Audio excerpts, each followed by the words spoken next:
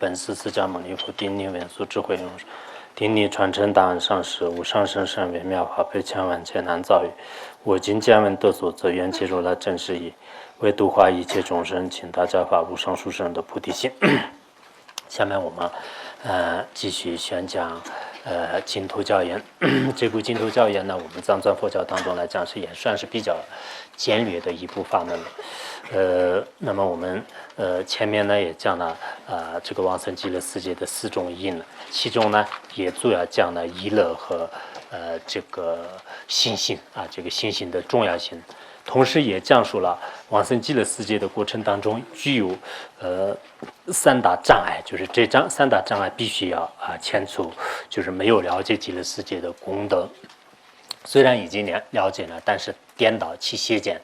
然后呢就产生一些怀疑就这3个问题大家一定要搞清楚。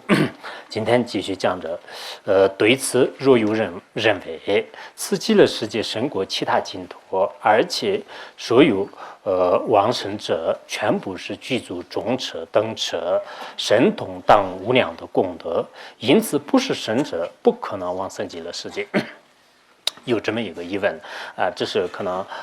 我们这个很多人也有时候可能这样想因为这个极乐世界呢这个超胜于很多刹土的功德，比如说这个东方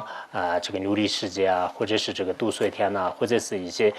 其他的这个无尽刹土等等，就是这些刹土的话呢就不像阿弥陀佛的极乐世界一样。以前上师如意宝也是这方面讲过很多的教言吧。那既然已经胜过了其他的种种功德、种种庄严这样那往生极乐世界的人呢，就是全部都具足中次，就中次是指的是陀罗尼，比如说不忘陀罗尼或者是一些这个法中次依中次等等，就是对这个法不忘永远也不会失望的，还有对意义不忘的等等，就是这些这个等次中次，还有一些等次，就是我们前面讲到的如幻等次永世等次等等，有很多这个三摩对等次神通等，然后这个居士论里面讲的宿命通路尽通等等，就是这些神通等等超胜的一些无量功德，凡是往生极乐世界的这些众生呢，都具足这些功德。既然都具足这些功德的话呢，那肯定是这个圣者就一般我们像这样的凡夫业力深重的，像我们这样的人都是不可能往生。应该往生的这些呢，就像以前的一些这个大菩萨，或者说是像这个念慈大师掐面仁波切或者是像欧益大师等等，就是有很多就具有这个超凡入圣的这些功德的这些高僧大德们呢，可能会往生的。那我们一般平凡的一个普通的人呢，怎么会是往生呢？不可能往生。你看以道的往生哪里呢？有这么多的这个功德已经具足，现在我们什么功德都没有具足，那临死的时候怎么会是那么多功德呢？马上现前呢，就很多人有这样的疑问。其实这些疑问呢，门方仁波切也是这个怎么讲？就是因为我们现在的这个人的分别念很重，所以呢，就是这方面有一定的这个疑问，就只不过是有些不敢提有些是不方便提有些是提起来也是别人就是没办法回答，有这种情况，应该用文史的方式或者是辩论的方式呢，要抉择这个往生极乐世界的重要性。往生极乐世界呢，是完全是可以能做到的一件事情，应该以这方面来了解。汉传佛教当中也是以前那个天台宗的那个智智大师就是智智大师的话呢，就是净土释义论吧，就是有一个净土释义论，以前特别过，后来也有一个白话文就是里面的很多这个译文呢，基本上是相同的，只不过门方仁波切呢这里面就提出一个问题，和别人的邪见进一步的去驳斥它但是智智大师的这个10大问题里面的话呢基本上下面以这个回答的方式来宣讲的，这些问题呢基本上都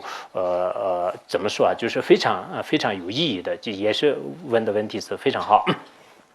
那么他这里呢提出了这样一个问题然后门方仁波切也就是作者呢这样回答的：既然你承认僧教中所说的已经往生者具有如是的功德等等，那么为什么不承认僧教中所宣说的往生的因呢？这是特别好的一个推理方法既然你承认这个往生极乐世有这么多的等持功德，还什么那个神通等等这些功德，这些也是你怎么知道的呢？应该是你从这个净土的各大经典里面，就是所选所的再知道的。那既然你知道这个他往生者的这些功德全部来源于这个净土中的这个经典，那这样的话，往生他的因呢，也是凭我们的信心，凭我们的菩提心，凭我们的这个回向善根，积累这个善根等等这些来往生。那么这也是这个净土经里面就是讲的。那净土经里面讲的话呢，你前面的这个包括各种功德是你承认的，然后呢，什么这个往生的因呢？对这个凡夫人来讲是不可能往生呢。这样的话，你对这个因呢不承认，为什么？一部经典的一半你承认，一半不承认，你这个有道理吗？不可能有道理的，这个意思。不非摧毁之理，所成就的如是广大，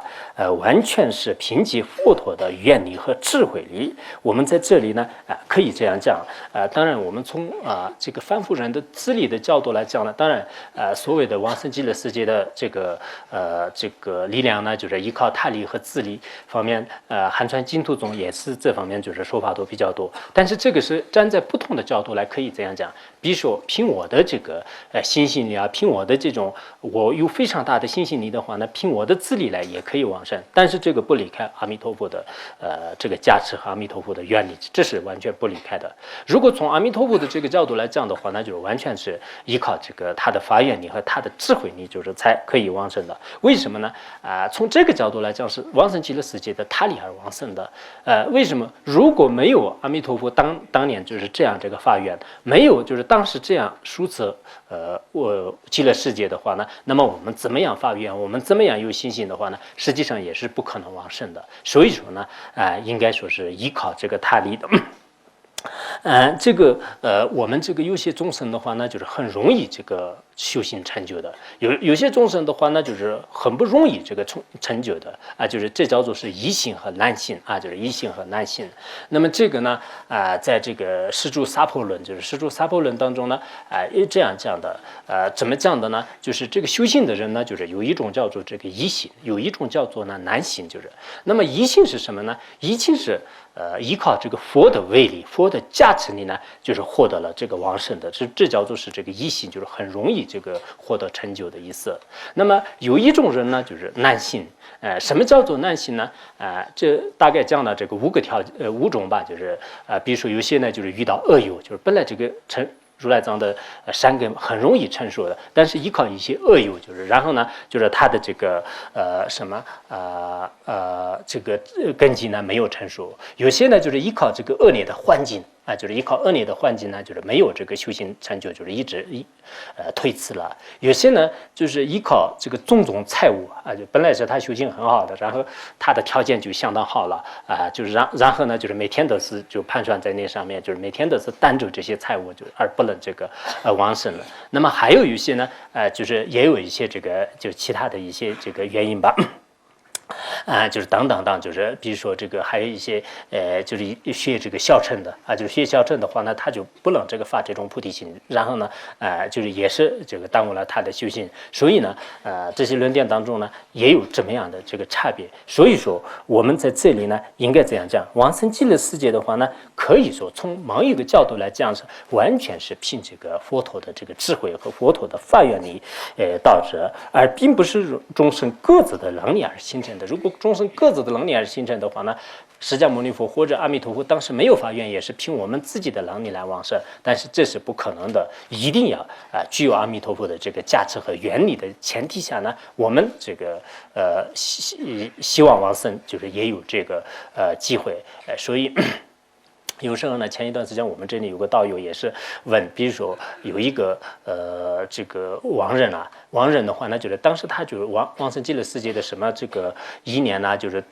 不是特别的强烈，但是一个上师呢，就是对他进行超度。进行超度的时候呢，根据历史记载，应该有很多人呢，就强迫就是往生的势力是应该是有的。那么这种情况是依靠是自力还是依靠他力呢？我是这样认为的。一方面呢，如果自己的力量一点都不具足，完全是依靠上师的能力，也可能是有困难的。但是呢，比如说下面有一个这个亡人，这个亡人呢，就本来都是对往生极乐世界，就比如说心心不是特别的大。但是我对他超度的过程当中呢，超度的时候呢，我一念阿弥陀佛的这个名号的时候啊，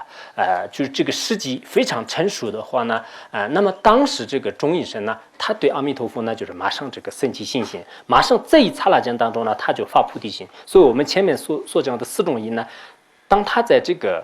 我正在给他念破瓦的时候呢，就是很有可能就是这个中阴神呢，就是马上具足这些4种因，就是因为这也是依靠阿弥陀佛的这个加持呢。其实我们相续当中对佛的这个信心呢，然后像法院这个往生呢，相续当中是有菩提心呢，这些都是诸佛菩萨和上师的加持是不离开的。如果没有这个价值的话呢，好像我们对这个法门呢。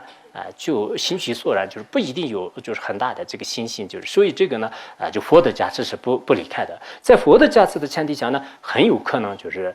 我们对别人超度也好，或者是我们自己平时呢，我好像对这个往生极乐世界没有很大的兴趣，但是我当下在临终的那一刹那间呢，我特别向往生啊，就是我对阿弥陀佛的信心特别强烈的话呢，这一个念头马上这个起作用啊，马上就这个起作用，所以呢，就往生就是有可能的。在这个刹那间当中呢，所有往生极乐世界的4种形态的因呢，应该具足，就这也是我们不可否认的。所以可以这样理解，如果这是一个问题，我们这些怎么说啊？就这些问题的话呢，希望大家还是应该好好的分析，然后那个汉传佛教当中也是有很多这方面的资料，就是这方面的资料，就怎么说啊？就是自己对自己应该做辩论，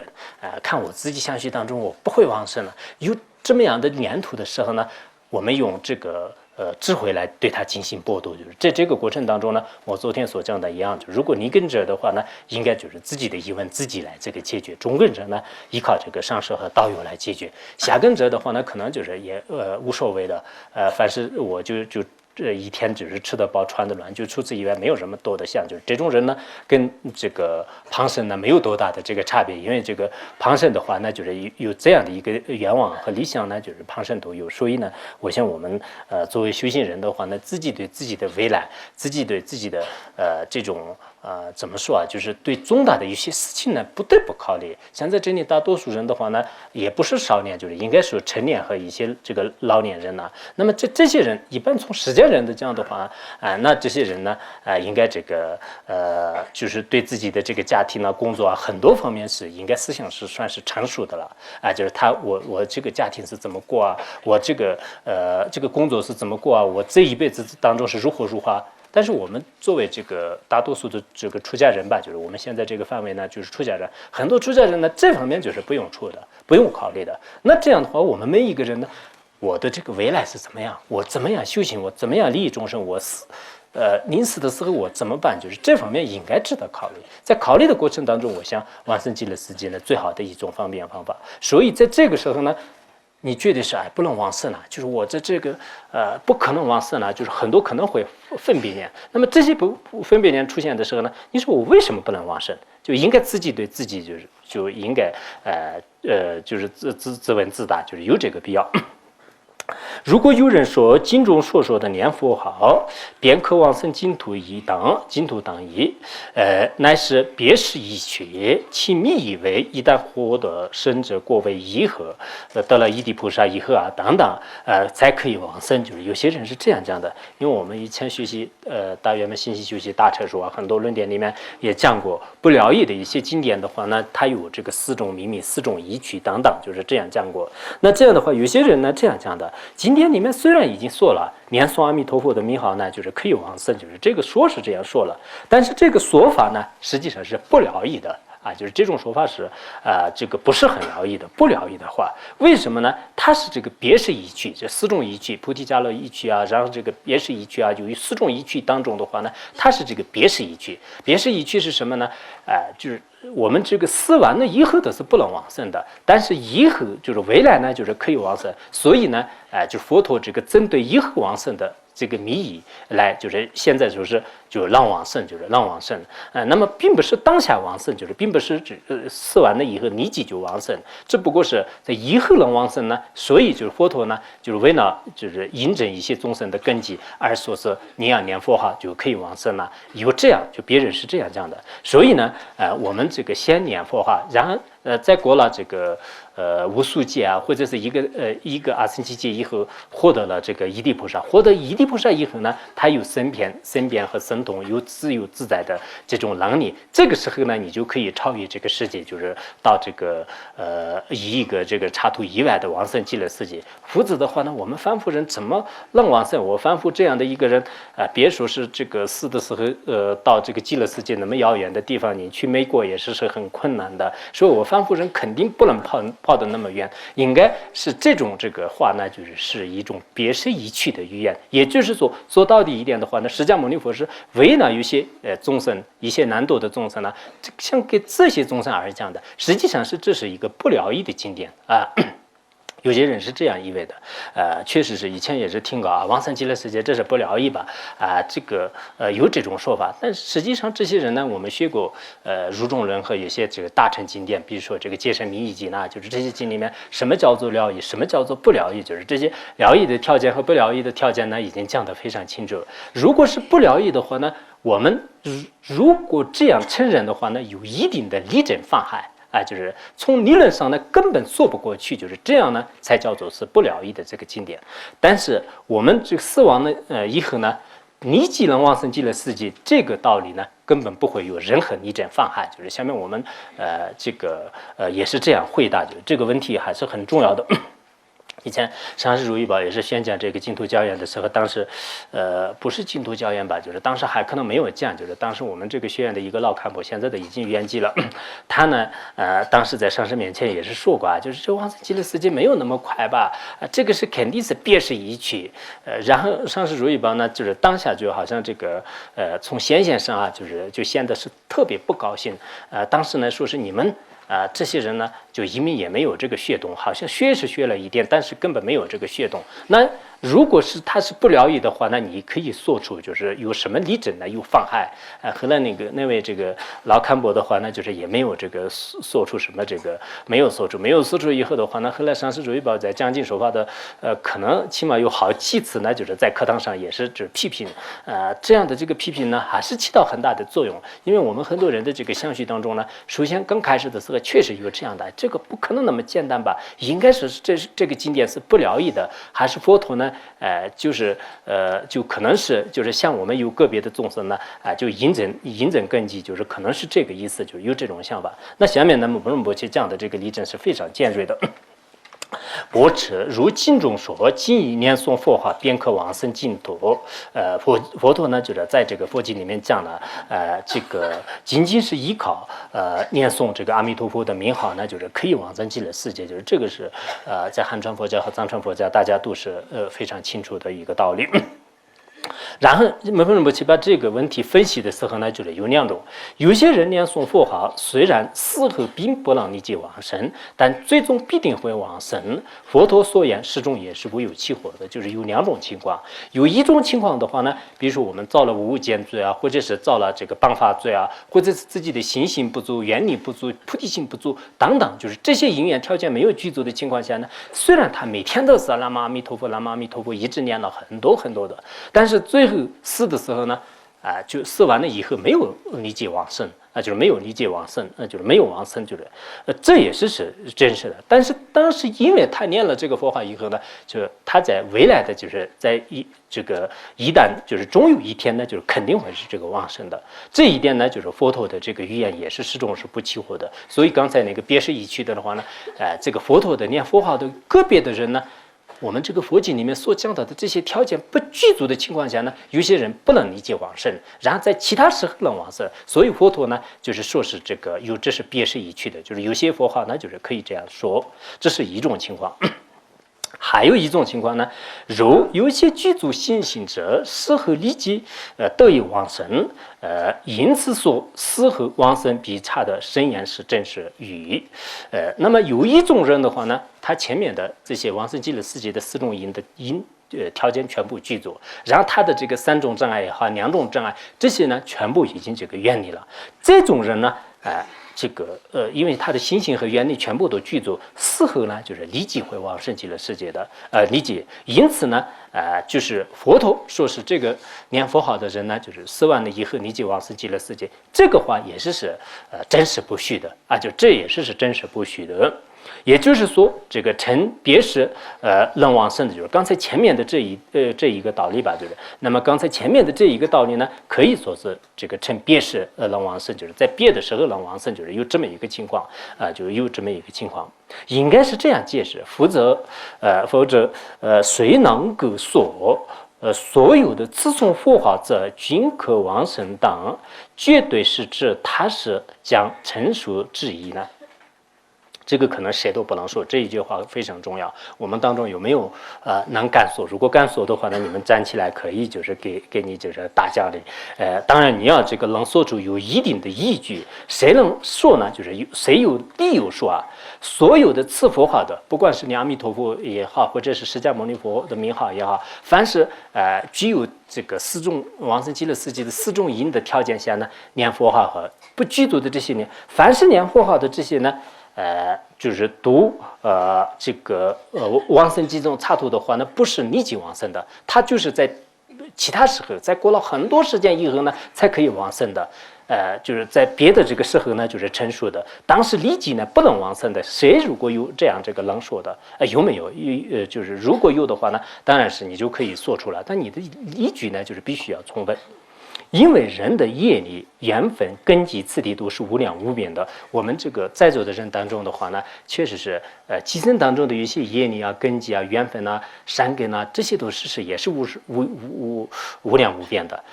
无始以来的这个人的根基和这种善缘呢，就是也是无量无边的。再加上呢，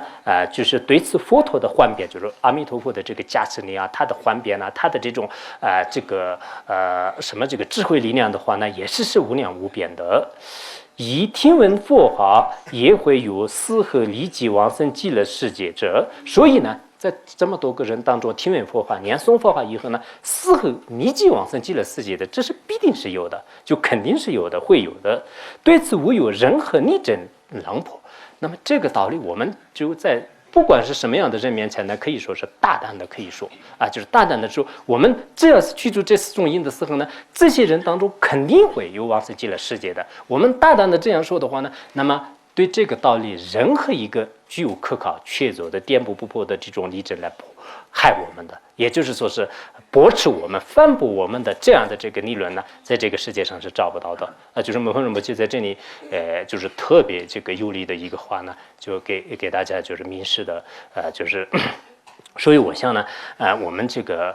在座的人当中也是，我想肯定是找不到的，因为所有的念佛法的人呢，我们这个佛教也并不是讲是一定是往生，这是汉传佛教也是不承认的。这个10000个人念佛法，万人全部都是往生极乐世界，这也是这个净土宗自古以来也是并没有这样承认。但是我们很多人当中呢，就是一心一意的、专心致志的念佛法，然后具足上面所讲的这4种因，前述上面所讲到的这几种这个障碍，这种情况下呢，那么这个人是一定会是往生的。以前不管是业力怎么样的慎重啊，烦恼怎么样的这个严重啊，怎么样的话，实际上可以往生。那么我们有些人说是这些人肯定不能往生，那你不能往生的话呢，你应该给我拉出一个就是确凿可靠的一个证据来。但是我看我们在座的人这个回去以后，大家还是应该好好想一想，这些是个比较大的问题。我们平时我们凡夫人呢，相续当中有很多的一些这个分别念就纷纷的这个呈现。那么这样的话，这些分别念有些是真的有一些力量的，有些是没有力量的。看我们的这个分别念产生的时候呢，你觉得是有没有这个证据？摩诃仁波切这个校正这些这个推理的话呢，其实采用一些佛教的逻辑和因明的一些推理来就是进行辩驳的。如果我们有的话呢，我们佛教也并不是像正因为是这个净土宗说的，正因为是我们的上师说的，不能这样的。你看这个真正的一些佛经的教义和因明的推理，这两个结合起来建立往生极乐世界的这个合理性。在这种合理性建立的过程当中呢，看看有没有这个人这个敢诽谤的。确实是，是没有的，因为现在这个魔法时代的时候呢，其实实际上就是应该需要以这样的这个逻辑推理来建立一些这个道理。没有这样的话，好多人认为呢，这是念佛法门呢，只不过是老年人的一些事情。好像我们这个年轻人呢，就是去研究的话呢，就经不起观察，就很多人是有这种谢见，实际上并不是这样的。你什么样的学问有什么样的话呢，往生极乐世界的，这是完全是合理的，完全合理的。那么这个问题，大家应该可以这样讲。有人认为，假使升起了修行等圣者的正我，然后死后呢你即往生，可是现在根本没有这些殊胜的功德，所以死后也不能立即往生极乐世界。这个刚才问题呢，基本上是也是相同的。有些人呢这样想的：如果我们这个现在呢，就一直在精进的修着。如果在基层当中获得了一些往生极乐世界的各种功德先前以后的话，那么我们这个死完了以后呢，马上往生也是可以的。但是现在我们这些人呢，不管是怎么念佛也好，不管是怎么样呢，好像凡夫人的这个身体和心情呢，一直是没有改变过。这样的话呢，我死后你就往生的是不可能吧？很多人有这样的一种怯懦心，这就是我们的特别大的一些毛病就是最大的一种毛病。我们都是这样想，可能刚才所讲的那样，真正的像法王如意宝或者是以前的一些高僧大德那样，他们的这个修行境界各方面来讲是非常不错的，他们可以往生，他们还没有临死之前都是已经获得了种种功德的人，然后往生也是理所当然的事情。但是像我这样的人呢，不可能立即往生的，我不如还是学个什么其他的，我往生的希望都是100%，很多人是有些这样想的。实际上我们对自己的这样的一种侮辱确实是不对的。应该自己对自己，你不管是怎么样这个业力深重怎么样烦恼深重呢，你自己对自己还是有一个信心。因为这些可靠的经典当中的话呢，确实就凡夫人具有一切烦恼的人呢，都有往生的这个机会。所以我也是遇到这个法门，说明呢，我是有一定的福报的人就是有一定福报的人。那么我现在我的这个晚年，就是我从现在开始来至临死之间呢，我每天都是该念的这个阿弥陀佛的佛号来念，然后我每天闻思修行，好好的积累资粮。那么这也是并不是为自己享受快乐，而为了利益一切众生。种种的这些因缘呢，就是去考虑的话呢，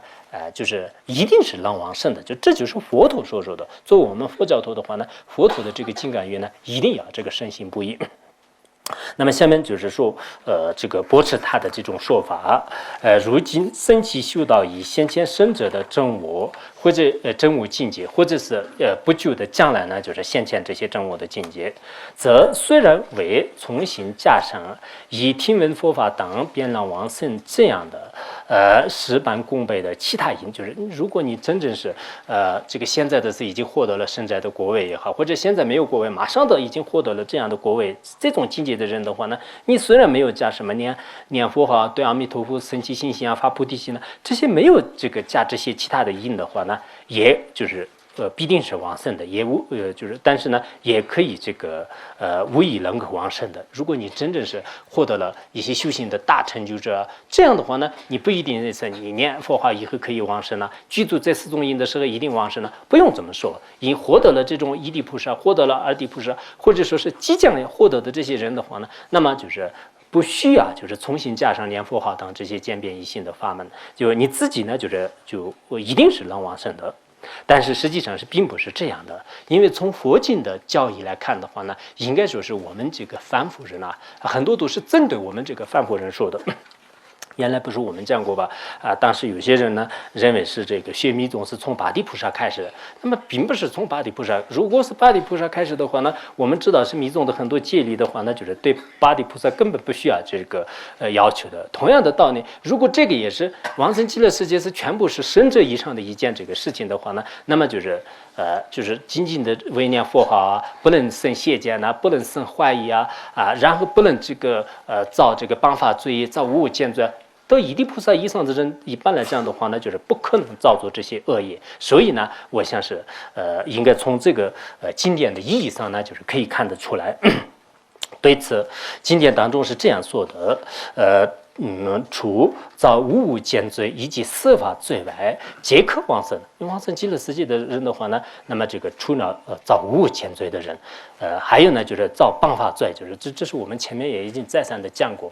这个是非常关键的。以前上师如意宝呢也是要求当时每人念那个600万阿弥陀佛名号啊，就是然后在这个过程当中呢，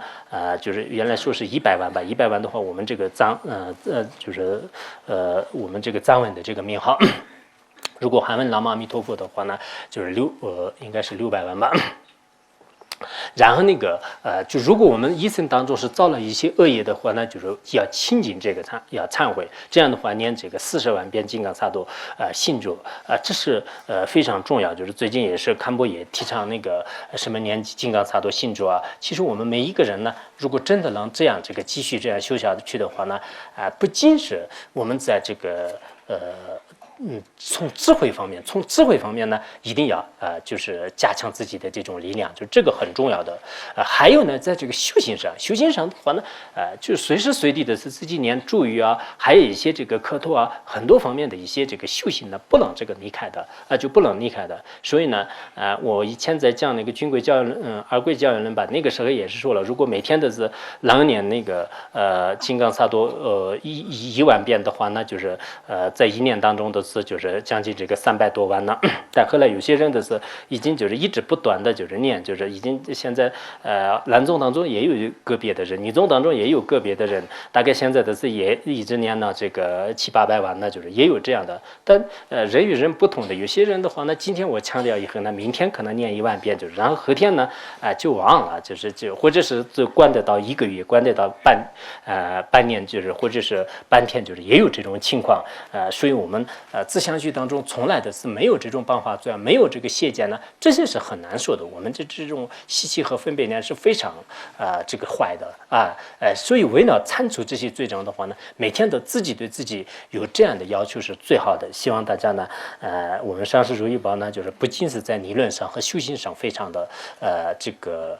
了不起，而且呢就是平时在这个诵自己的这个本尊咒啊、忏悔咒啊，还有一些这个念阿弥陀佛名号啊，在自己也念，而且这个劝别人也是，这整个藏地啊、汉地啊，好多这个人呢，就是如今怎么样的这个修行，就是获得一定的这种改变呢，也是上师如意宝的价值。所以我们作为一个上师的这个和学者的话呢，大家也应该不仅仅是这个口头上的一些文字，就是在实际行动当中呢，每次都是就是念一些本尊心咒，每天都是有这么样的要求是最好的。刚才呢就是这样的这个回答这个回答呢，佛经当中这样讲的：除了造无无间罪和设法罪以外，都可以往生的。仅仅闻佛号，虽然有怀疑的话呢，也可以往生。就是极乐世界，原文当中也这样讲，他能听得到阿弥陀佛的名号，不能照见这个身体的庄严，但是呢，也可以能往生。就是具有怀疑的人，也是最终呢可以往生。经一发清净心也可以往生当。所以经典中已经宣述了，凡夫人如果听闻佛号，必能发愿往生极乐世界，而没有说是神者听闻佛法发愿才能往生极乐世界。不仅是在这个佛经当中是没有说，而且我们从佛经的这个字面意义上呢，可以看得出来这并不是对这个神者说的。那么作为你依地菩萨，你如果这个没有造无我见罪和谤法罪的话呢，你可以往生。你依地菩萨听闻佛的名号以后呢，可以往生。你依地菩萨什么就是这个对往生极乐世界发清净的心可以往生等等，就是这些每一个问题，如果结合于依地菩萨的话，那都不合理的。所以这些都是针对凡夫人来这样讲的，应该这个针对凡夫人。所以我们这个凡夫人具有一切束缚的人的话那么往生极乐世界呢，就是最容易的一件事情。若有人问，此经的名义是指凡夫是发愿是为因，知道获得菩萨果为何才能往生极乐世界。所以摩诃仁波切呢，这几个问题呢，就是连续都是基本上有些繁体上面不同而已，就是都是这样讲的。让我看那个以前看过那个什么就是那个智者大师的这个诗，净土释疑论呢，也是里面有很多的这个凡夫人呢，好像不能往生。我们很多人确实有这种这个心态，所以作为这个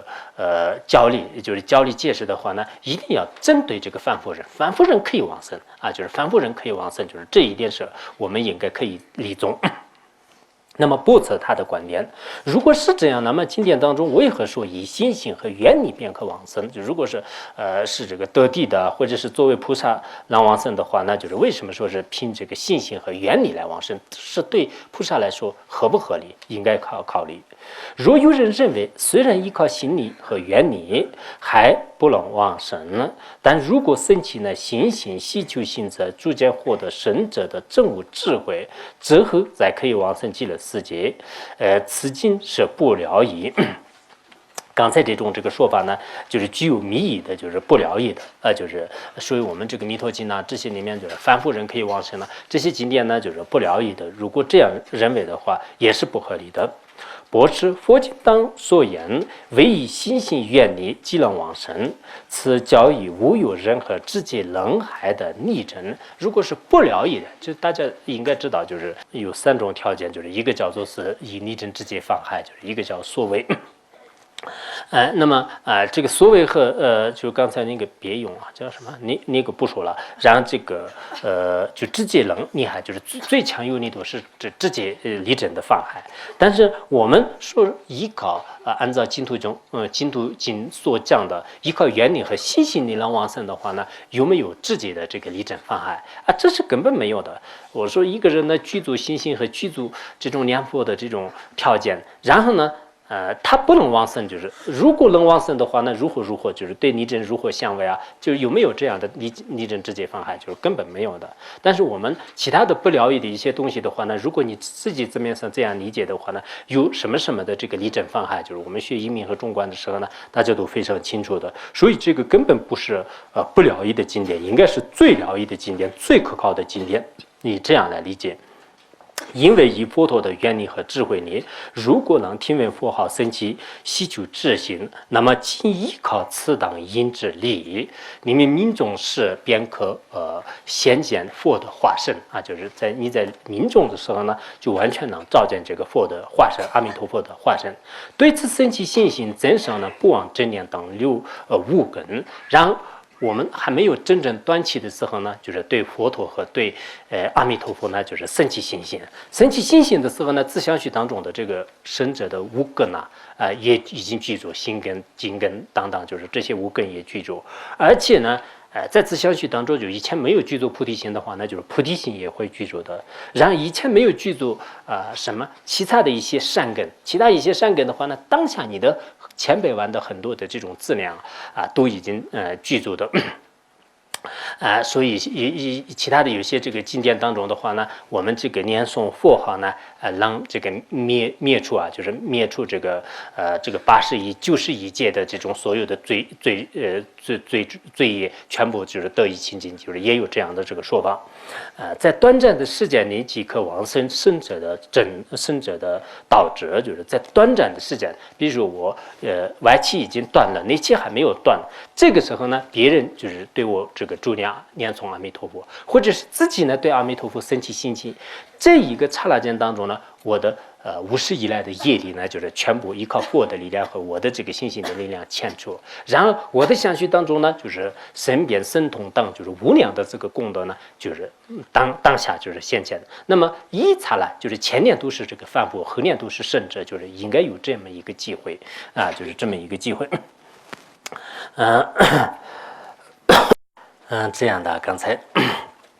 讲的这个问题也非常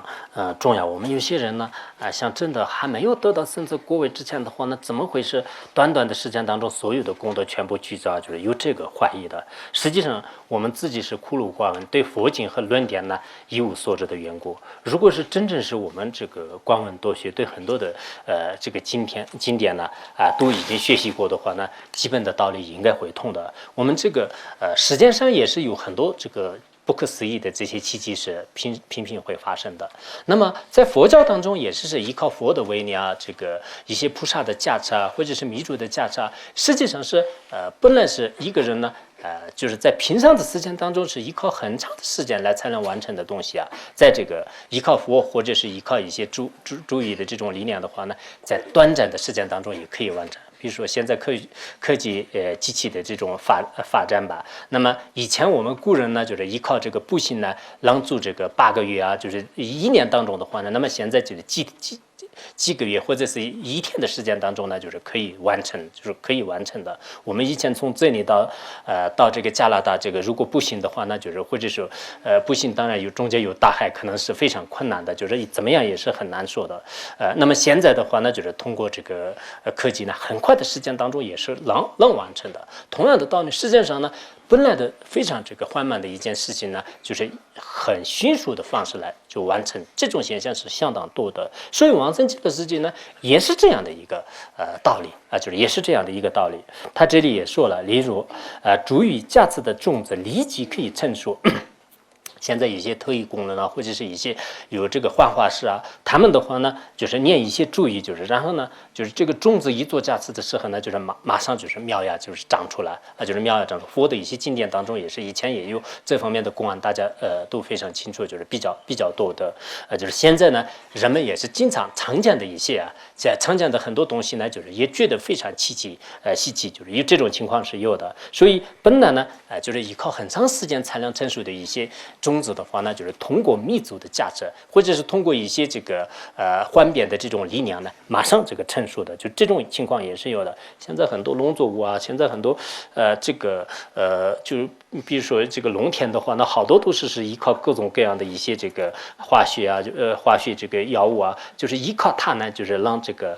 配置很多的这种东西，就是这也是一种换变力。如果是依靠它种子自己的力量的话呢，就是根本不会有那么快的时间当中就长出苗芽，就是这也是现在的一种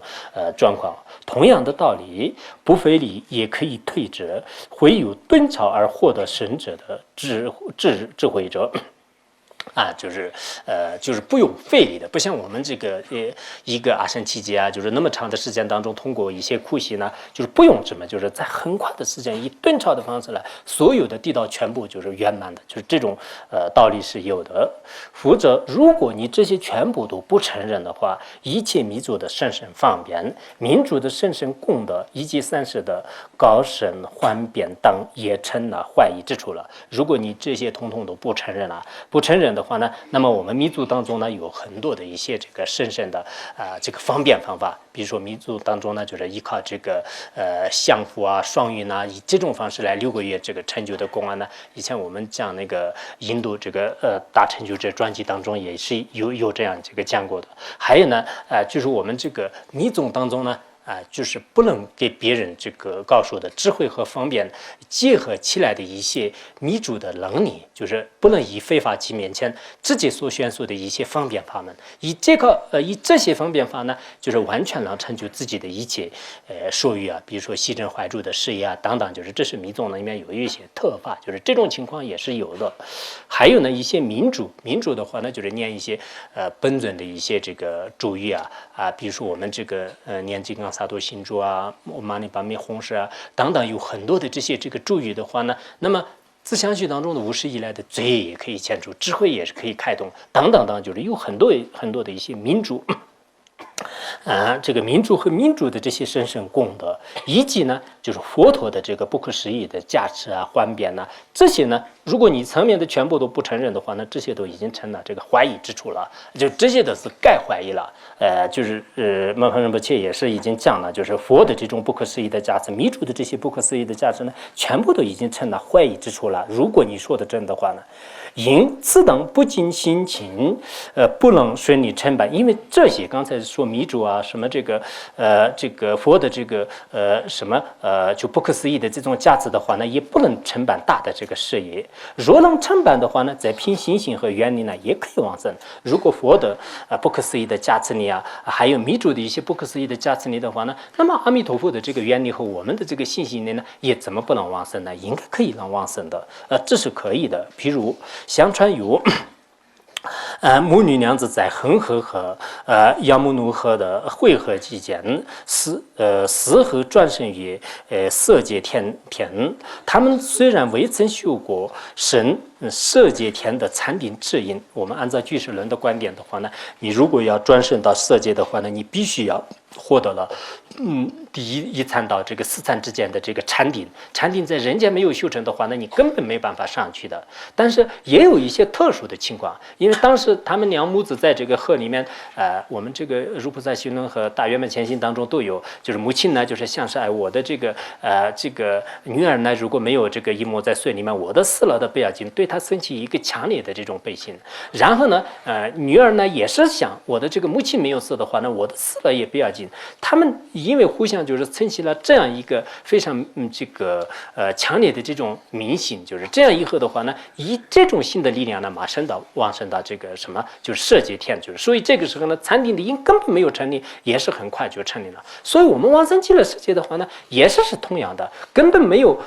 这个一切呢，就根本没有这个往生极乐世界的各种生变神通没有的。但是你在临终的当下呢，就是对阿弥陀佛升起极大的信心，或者是听到这个佛的名号的时候呢，以这个不可思议的力量呢，可以往生。我们是有能力，就是这是绝不可能往生的。有没有这样的这个能力？就是没有的。这是也是很重要的，所以这些比喻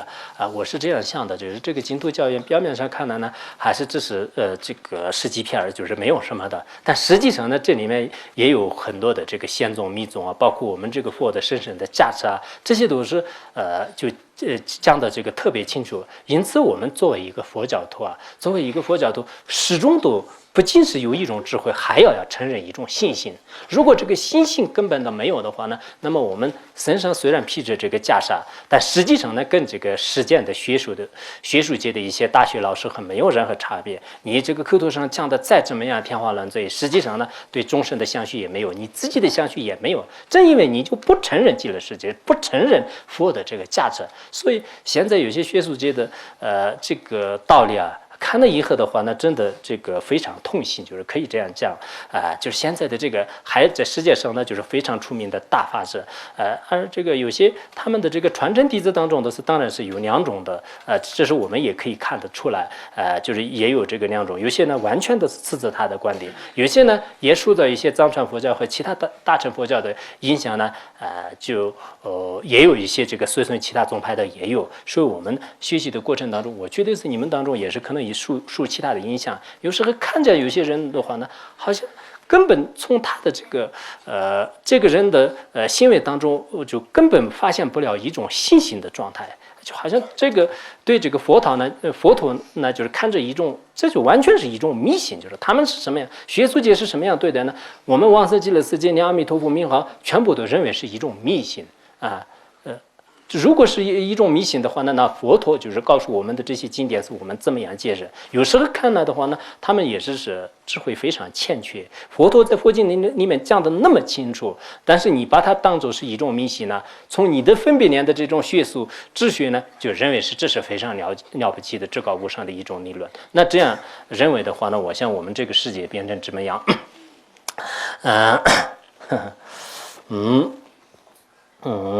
讲的什么呀？我的今天他们虽然维修禅定，在哪？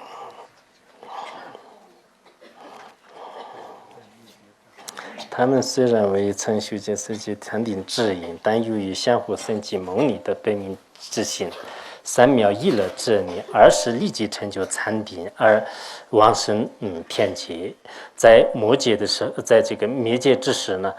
人们通过发心力，就这是我们也是学俱舍论的时候也讲过，无尽的变量成就禅定，这是一种情况。以及尽以三世菩萨摩定，变量成就无数界中难以成就的等次殊胜功德。比如说以前那个《华严经章》里面讲的佛陀呢，就是对这个三才同志这个摩定以后呢，让三才同志呢所有的普贤行愿品也是当下就是念出来，然后发了这种愿，也开显了所有的这个普贤菩萨的这个无量的刹土的这种境界。而且佛菩萨一些高僧大德呢，就是通过这个摩定呢，以前有些法师的话呢，就是所谓的这个摩定也是如何如何啊，不合理啊，就是也这样讲的。实际上这些都是真的是一种这个孤陋寡闻的一种表现，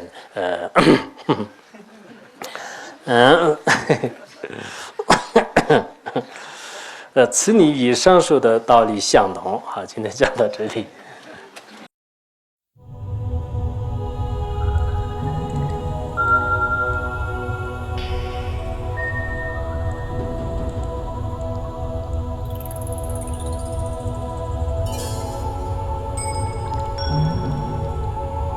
Sonam dei tanche thogaya tonne de jana pase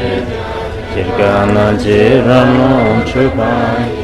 chupun solen dra dra sha